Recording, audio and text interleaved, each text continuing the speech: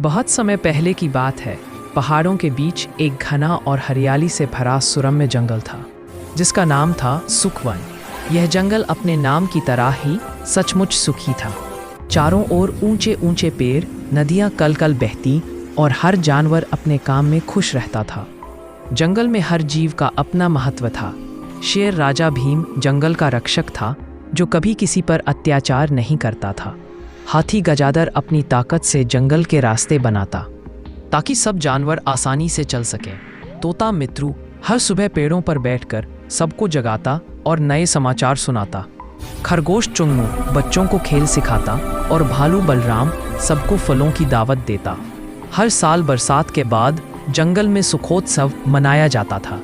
उस दिन सारे जानवर मिलकर नाचते गाते, नदी किनारे पेड़ लगाते और एक दूसरे को फल फूल भेंट करते। सचमुच सुखवन जैसे जंगल धरती पर बहुत कम थे।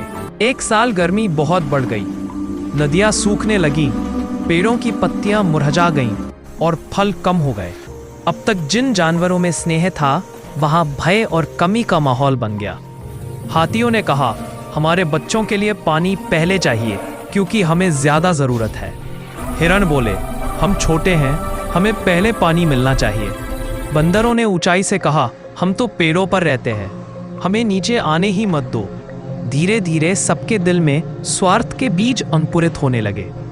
एक दिन नदी का आखिरी तालाब बचा था। हाथी और हिरण दोनों अपने झुंड के साथ वहां पहुंचे। दोनों तरफ से आवाजें उठी, ये तालाब हमारा है, नहीं पहले हम आए हैं। थोड़ी देर में बहस झगड़े में बदल गई। हाथियों ने अपनों सूंड से मिट्टी उछाली, हिरण भागने लगे और बाघों ने मौके का फायदा उठाकर कुछ पर हमला कर दिया। झगड़े के दौरान किसी ने एक सूखे पेड़ को गिरा दिया। पेड़ बिजली की तरह टकराया और सूखी घास में आग लग गई। हवा चली और आग फैल गई। अब किसी को तालाब की याद नहीं रही। सब अपने अपने जीवन बचाने में लगे थे। शेर भीम ने गरज कर कहा, सब एक तरफ चलो। अगली सुबह जंगल पर चुप्पी छाई थी। सब थके हुए थे पर जिंदा थे। राजा भीम धीरे से बोला, हमने आग से तो जान बचा ली, लेकिन क्या हम अपने दिलों की आग बुझा पाए? हाथी गजाधर ने सिर झुका लिया, हमसे गलती हुई महाराज। धीरे धीरे जंगल फिर से हरा हुआ। जानवरों ने एक नियम बनाया, कोई भी संकट अकेले नहीं झेलेगा, सब मिलकर उसका सामना करेंगे।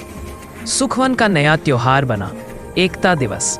हर साल वे उस दिन पेड़ लगाते, तालाब साफ करते और याद करते कि किस तरह फूट ने उनका घर लगभग जला दिया था।